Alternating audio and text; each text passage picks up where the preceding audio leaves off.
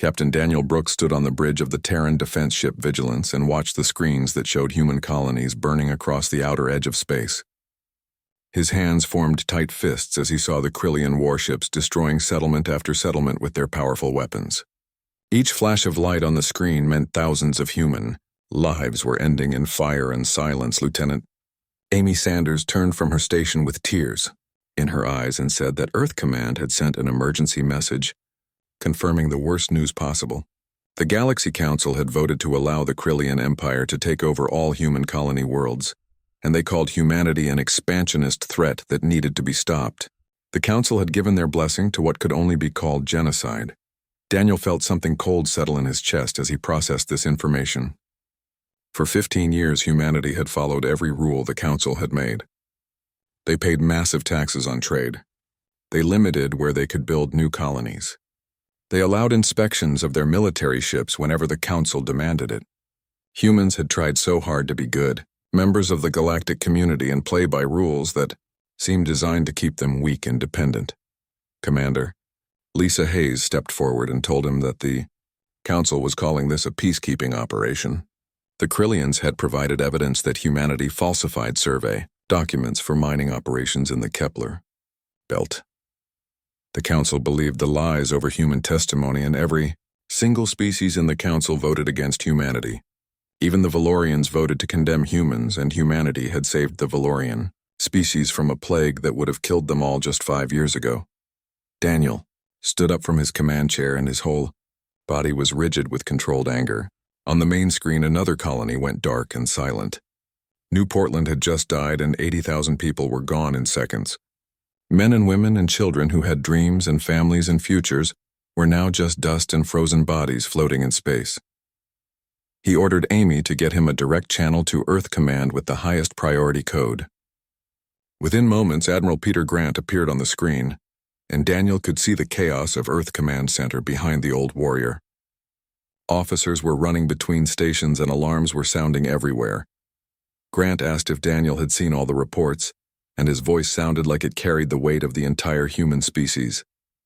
Daniel confirmed he had seen everything and asked what his orders were. The Admiral was quiet for a long moment, and Daniel saw exhaustion and rage. Fighting for control of the man's weathered face, Grant finally spoke and said the Council had given humanity 48 hours to recall all military ships back to the solar system. After that, human space would be placed under Krillian administration, and they were calling it a protective custodianship. Lisa muttered that it was just slavery with a different name, and Grant's expression showed he agreed completely. The Admiral explained that the President and military chiefs were meeting now to decide what to do.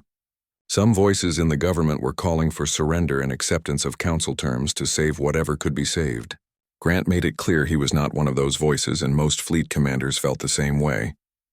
He said humanity did not claw its way up from Earth just to bow down to tyrants, whether those tyrants wore crowns or council seats. Grant leaned closer to the camera, and his eyes burned with intensity.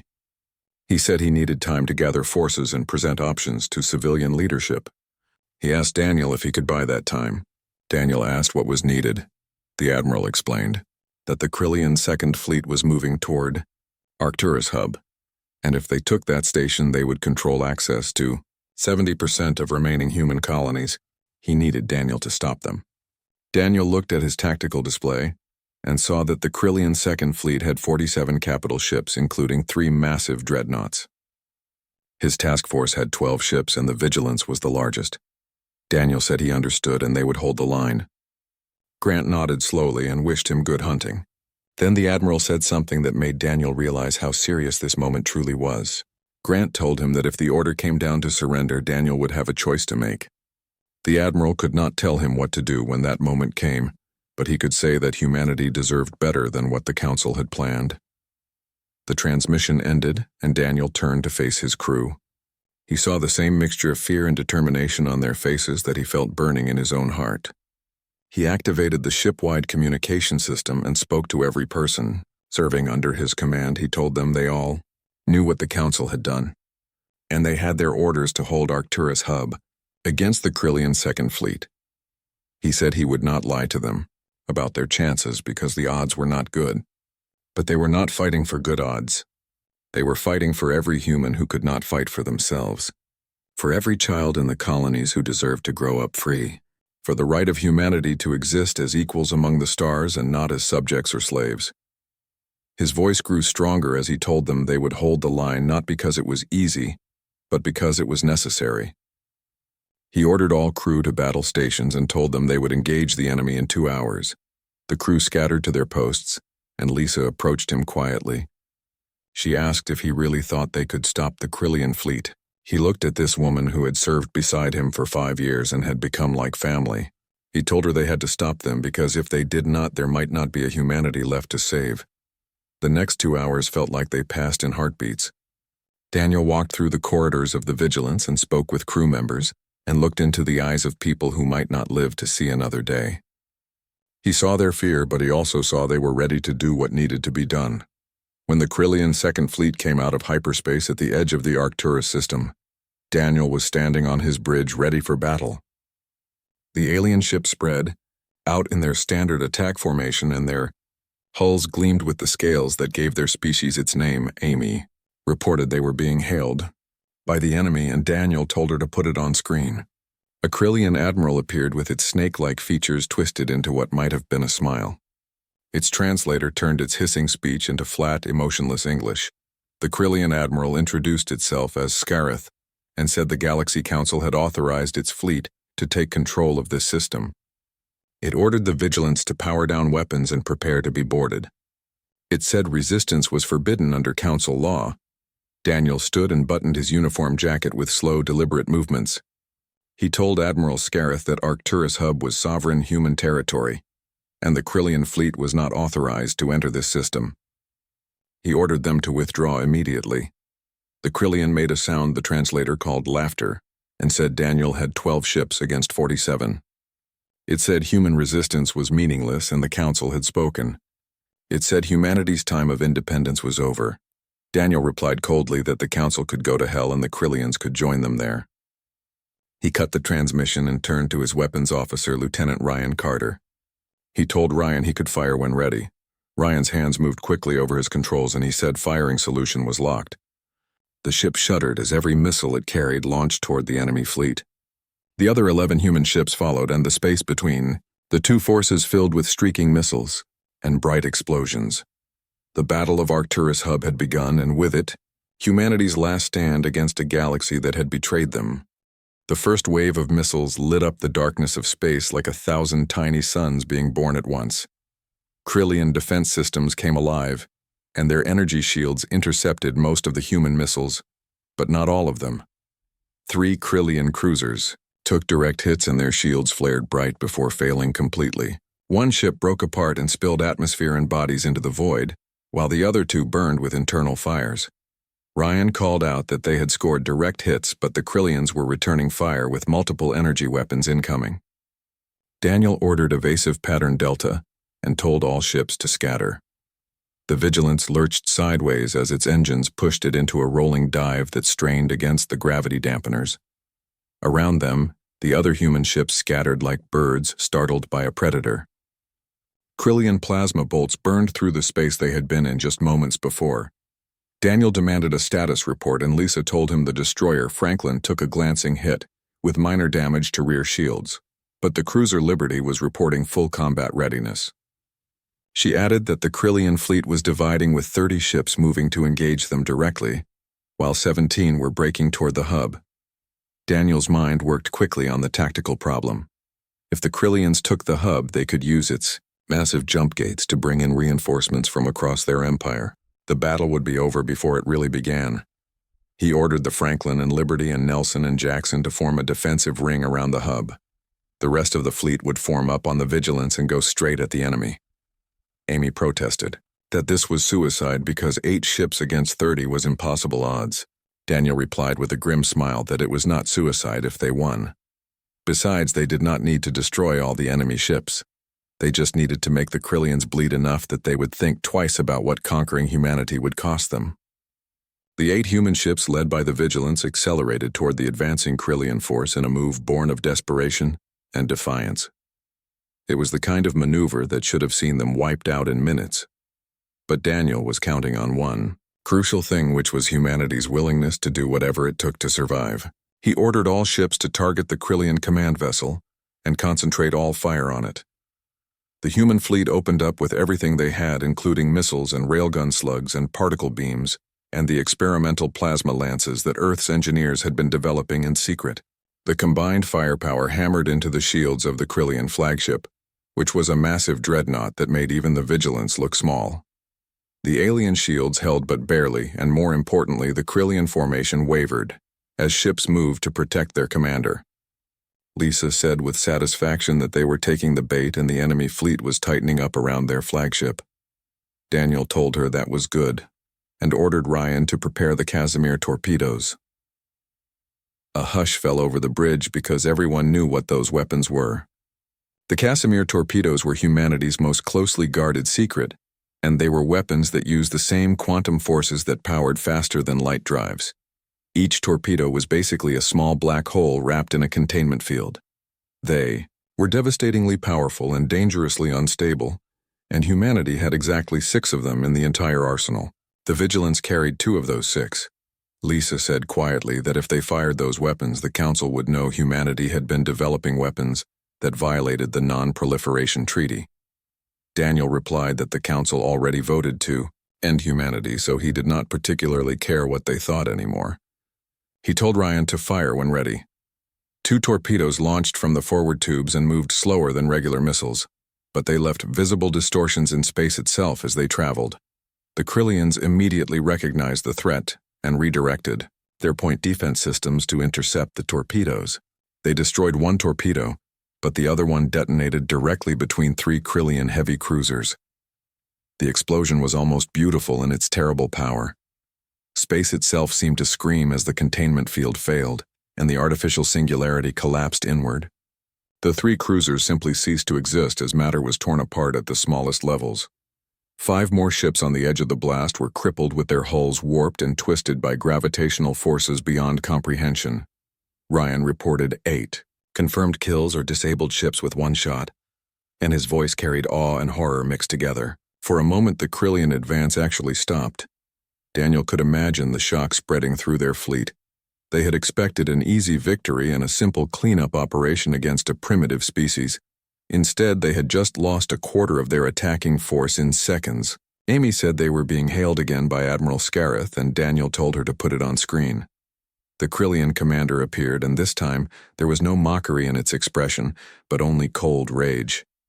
It started to say that Daniel had violated the Galactic Convention on Weapons of Mass Destruction, and the Council would take action. Daniel interrupted and said the Council voted to exterminate humanity, so their laws died with that vote. He told the Krillian that if they wanted to take human worlds, they should come and take them. But they needed to understand that every meter they advanced would cost blood. Every planet would be bought with the lives of Krillian warriors.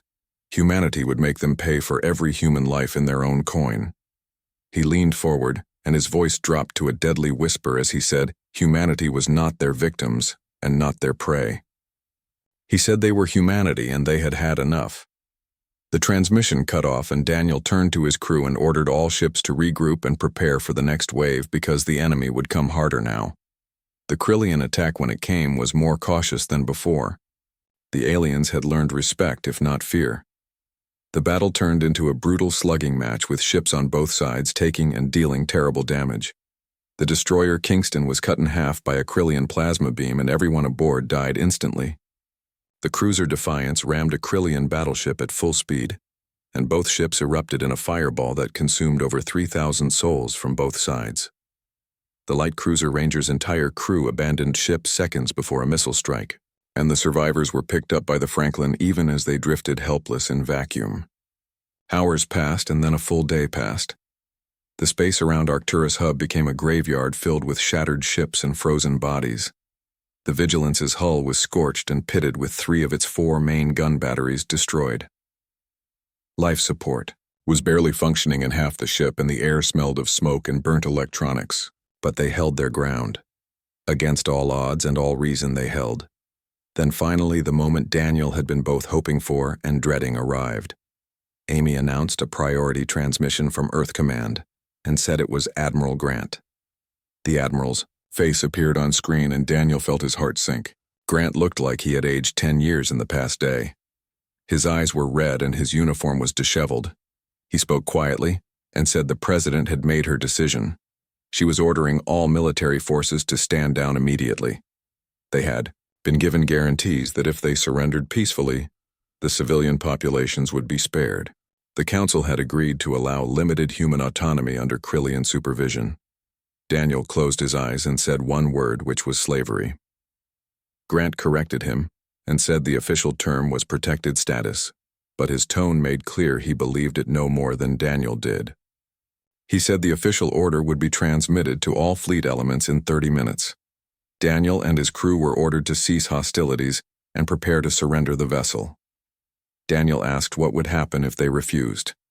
Grant looked directly at him, and in that moment, Daniel saw the truth. The old admiral was not making this call because he believed in it. He was making it because he had been ordered to by civilian leadership. Grant said formally that refusal would put them in violation of direct orders and they would be considered mutineers. But then he added that sometimes history remembered mutineers as heroes. The transmission ended before Daniel could respond. He stood in the center of his battered bridge looking at the faces of his crew.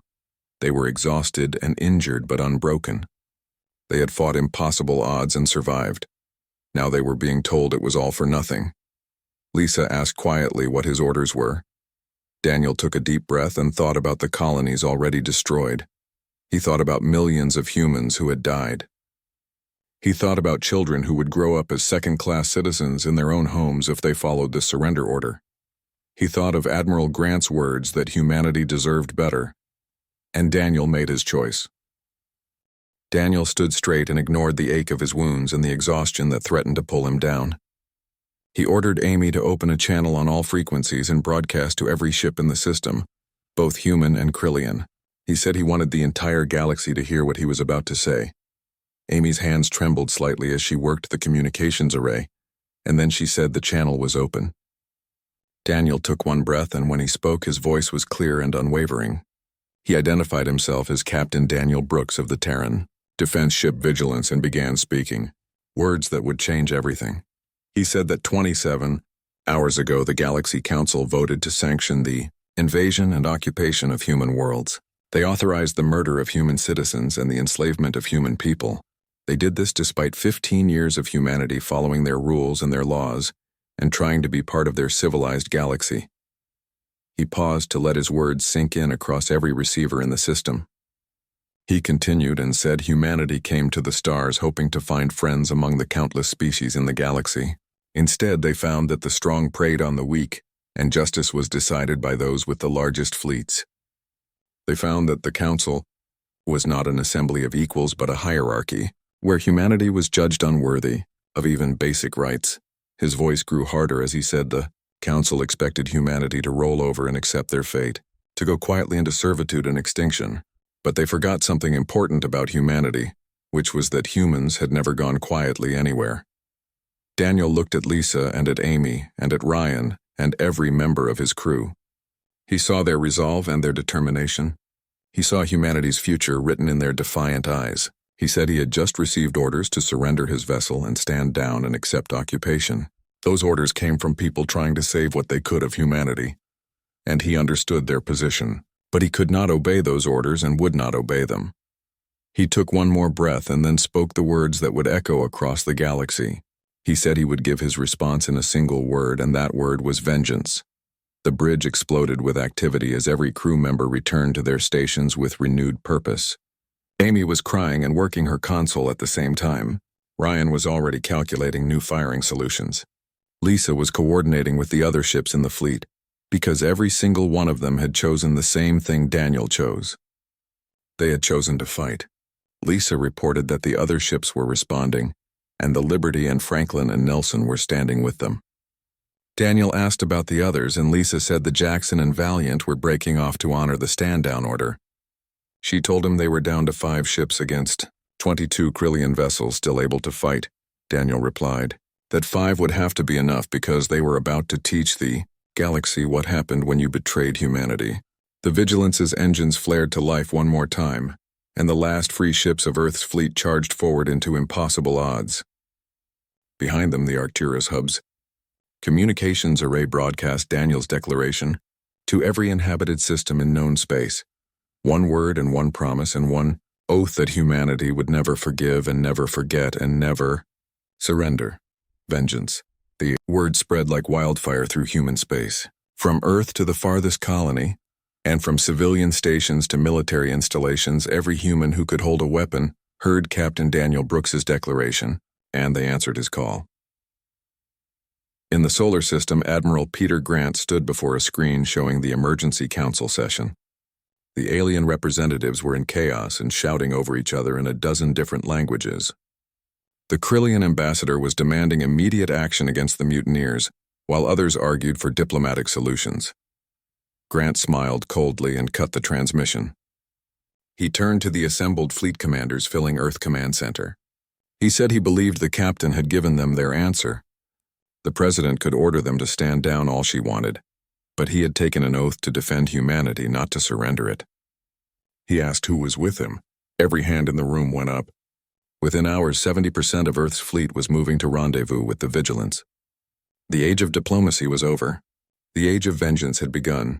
At Arcturus Hub, Daniel watched as the impossible happened. The remaining Krillian ships that were battered and exhausted began to withdraw. Not in full retreat, but pulling back to defensive positions. They had come expecting easy conquest and found themselves in a meat grinder that consumed ships and lives without mercy. Amy announced multiple faster-than-light signatures and said the Earth fleet was arriving.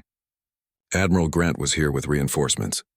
The view screen filled with ships including destroyers and cruisers and battleships and carriers.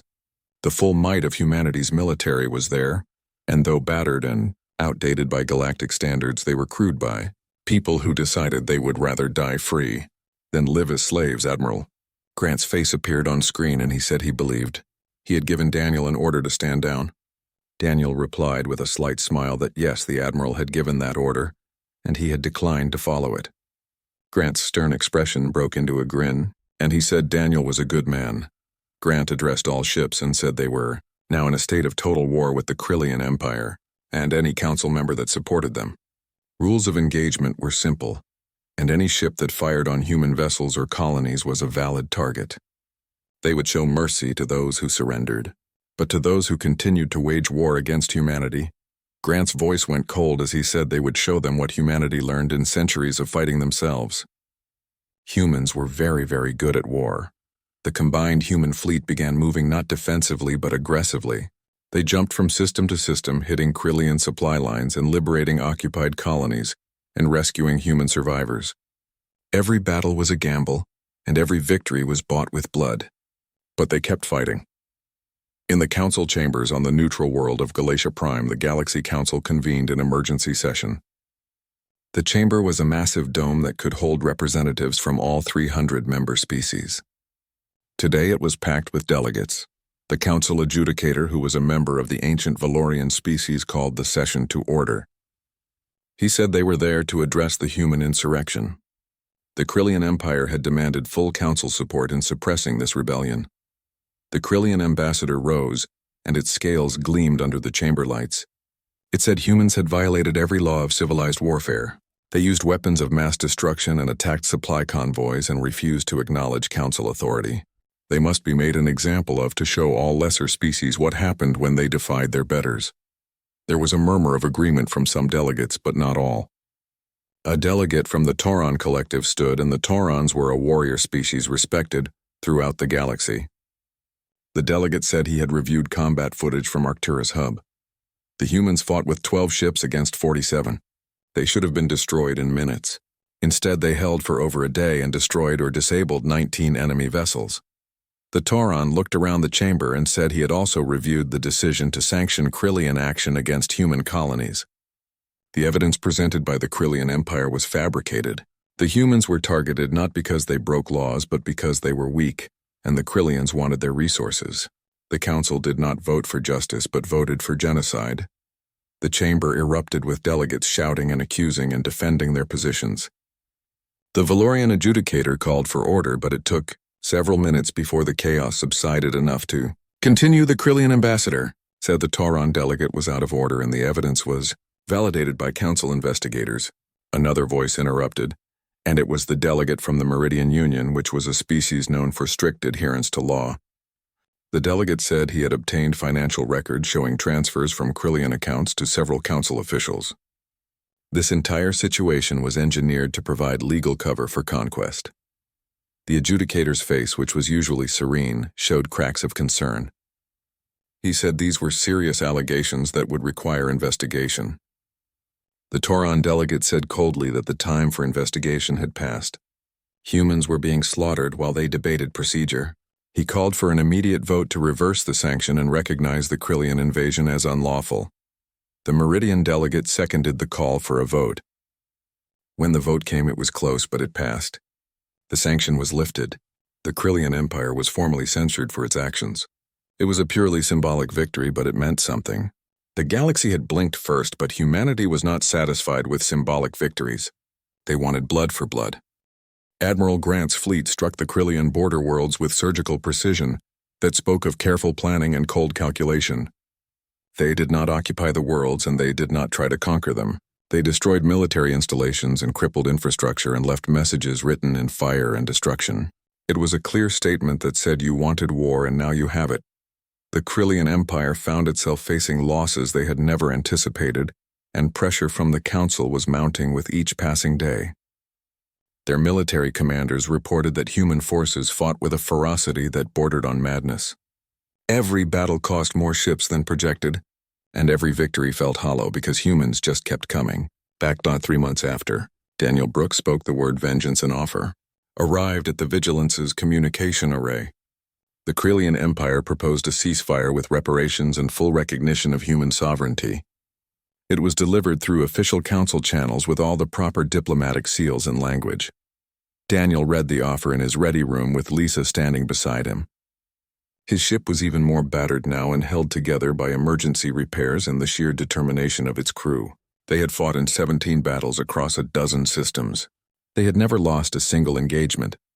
He asked Lisa what she thought about the offer. She was quiet for a moment before speaking. She said she thought humanity had proven their point. The galaxy knew humans would not be pushed around anymore. But she continued and said they had lost a lot of good people in these 3 months. The colonies were in ruins. If they kept fighting, they might win, but what would be left when it was over? Daniel nodded slowly because she was right. Vengeance was a powerful force that could drive people to incredible acts. But it could not be the foundation of a civilization. You could not build a future on anger alone, no matter how justified that anger might be. He told her to get Admiral Grant on the communication link. When the Admiral's face appeared, Daniel did not waste time with pleasantries. He asked what Grant's recommendation was regarding the Krillian offer. Grant sighed and said politically the President was pushing for acceptance. The public was split down the middle. Some wanted to fight until the Krillians were completely destroyed. Others just wanted their families back and their lives to return to something like normal. He paused and said personally he thought they had done what needed to be done. They had shown the galaxy that humanity could not be conquered easily. They had made the cost of attacking humans too high for any rational calculation. But Grant added that this was Daniel's call as much as his own. Daniel had started this with his declaration. He had spoken the word. Daniel thought about the past 3 months and everything that had happened. The battles and the losses and the victories. He thought about crew members who would never go home. About children orphaned by this war. About the future humanity would build when the fighting finally stopped. He told Grant he thought they should accept the Krillian terms but with modifications. Grant asked what modifications Daniel had in mind. Daniel said full reparations including reconstruction of all damaged colonies, complete withdrawal of all Krillian forces from human space, and most importantly a permanent human seat on the Galaxy Council with full voting rights, not as supplicants begging for scraps but as equals. Grant's eyes widened and he said they would never agree to that last demand. The Council had never accepted a species as young as humanity into their ranks as full members. Daniel replied simply that if they would not agree, then humanity would keep fighting. Because he had not given everything just to go back to being second-class citizens. Humanity would be equals or they would be enemies. There was no middle ground anymore. The negotiations took another 2 weeks of back-and-forth communication. The Krillians tried to negotiate away the council seat. They offered more money and more concessions in other areas, but humanity held firm on this one point. Either they got a seat at the table or the war continued. In the end, the Krillian Empire agreed to every demand Daniel made. They were humiliated and forced to pay massive reparations that would burden their economy for years. They had to acknowledge human sovereignty in writing. And for the first time in galactic history, a species less than a century old was given a full seat on the Galaxy Council with voting. Rights equal to species that had been spacefaring for thousands of years. The day Daniel Brooks walked into the council chamber as humanity's first official representative, every delegate in the room stood. It was not out of respect for him personally, but out of respect for what his species had proven. They could not be ignored. They could not be dismissed. They could not be conquered without paying a price that no rational species would accept. The Valorian adjudicator approached Daniel as the session ended. The ancient alien asked if he could pose a question. Daniel said of course and waited. The Valorian asked, when Daniel spoke that word vengeance, did he truly mean to fight to the extinction of his species if necessary? Daniel met the alien's eyes without flinching and said yes. Because the alternative was to live on their knees, and that was not living at all. Better to die free than to survive as slaves. The Valorian nodded slowly and said humanity was young and had much to learn. But perhaps they also had much to teach the older species. The council had forgotten what it meant to truly fight for freedom. Humanity had reminded them of something they had lost over millennia of comfortable existence. As Daniel left the chamber, he looked back at the assembled delegates. Some watched him with respect and others with fear and still others with calculation, as they wondered how to use this new power in the galaxy. But none of them looked at humanity the way they had before. None of them saw humans as prey anymore. One word had changed everything. One declaration had reshaped the galactic order in ways that would echo for generations. Daniel boarded the shuttle that would take him back to the Vigilance, knowing that humanity's future among the stars was secure. They would face challenges in the years ahead. They would make mistakes because that was the nature of growth. But they would face those challenges as free people, and as equals, and as a species that had proven it would do whatever it took to survive with dignity intact. The Vigilance waited for him in orbit, and as he approached his ship, Daniel felt pride swell in his chest. The old warship was scarred and battered and beautiful. She had carried them through hell and brought them out the other side. She was a symbol of everything humanity had become. Lisa met him at the airlock with a smile. She said the crew wanted to know when they were going home. Daniel smiled back and said soon. They had one more thing to do first. He walked onto the bridge and his crew snapped to attention. He told them to stand easy and gather around. He looked at each face and saw people who had been through fire with him. People who had trusted him when he made the hardest decision of his life. He told them the war was over. Humanity had won not just victory but recognition. They had earned their place among the stars. He said they had all done something incredible, and the galaxy would never forget what happened here. But more importantly, humanity would never forget. They would tell their children and their children's children about the day humanity said no. The crew cheered and hugged each other, and some cried with relief. Daniel let them celebrate for a moment before calling for quiet. He said they had lost friends and comrades. Good people who gave everything for the future they were now building. He asked for a moment of silence to honor those who did not make it home. The bridge went silent and Daniel closed his eyes. He thought of names and faces, people he had served with and laughed with and fought beside. They deserved to be remembered not just as casualties but as heroes who stood when it mattered most. After the moment passed, he ordered the crew to set course for Earth. It was time to go home. The Vigilance turned and its engines pushed it toward the blue-green world that had birthed humanity. Behind them, the galaxy watched and learned that humanity was not a species to be trifled with. The age of humanity being victims was over. The age of humanity as a power that demanded respect had begun. And it all started with one word spoken by one man who refused to surrender. 10 years had passed since the word vengeance echoed across the galaxy, and the universe had changed in ways both large and small. The Arcturus hub had been rebuilt and now stood 3 times larger than before the war. It rose from the asteroid base like a monument to human resilience with gleaming towers that reached toward the stars in defiance of anyone who thought humanity could be broken. Admiral Daniel Brooks stood on the observation deck looking out at the busy traffic moving through the hub's space lanes. He had retired from active military service 5 years ago, but continued to serve as Earth's permanent representative to the Galaxy Council. His hair was now more gray than black and lines marked his face, but his eyes still held the same fire that had burned when he made his choice a decade ago. Human ships moved through the lanes alongside vessels from dozens of other species. Tauron warships passed by on patrol. Meridian trade vessels carried goods between the systems. Even a few Krillian merchant ships were present because peace and trade had proven more profitable than war. The galaxy had learned to coexist with humanity not out of love but out of respect and healthy fear. His granddaughter Katie stood beside him with her face pressed against the transparent aluminum viewing port. She was 8 years old and had never known a time when humanity was considered weak or inferior. To her, humans had always been equals among the stars, and the idea that it could be any other way was as foreign as the alien languages she was learning in school. She asked if it was true that he had fought a whole fleet with just 12 ships. Daniel smiled and said they had good people with them, brave people who believed in something worth fighting for. He said they had a reason to fight that made them stronger than their numbers suggested. Katie said her mother told her that Daniel was a hero. He looked down at his granddaughter and felt the weight of that word. He said no, he was not a hero. He was just someone who refused to give up when giving up seemed like the easier path. The real heroes were the ones who did not make it home, the ones who gave everything so that Katie and children like her could grow up free. She seemed to think about this for a moment and then asked another question. She wanted to know if someone tried to hurt humanity again, would Daniel fight them? He looked down at her innocent face and felt a fierce surge of protectiveness rise in his chest. He told her that if someone tried to hurt her, the galaxy itself could not stop him from protecting her. She smiled and hugged him, and Daniel knew that every sacrifice had been worth it.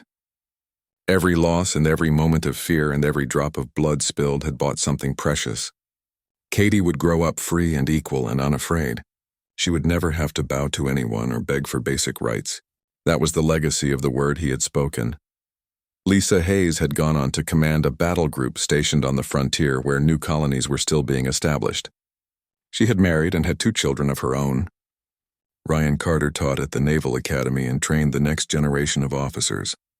Amy Sanders had become a renowned diplomat who specialized in negotiating trade agreements with species that had once looked down on humanity. They had all moved on and built lives in the peace they fought to create.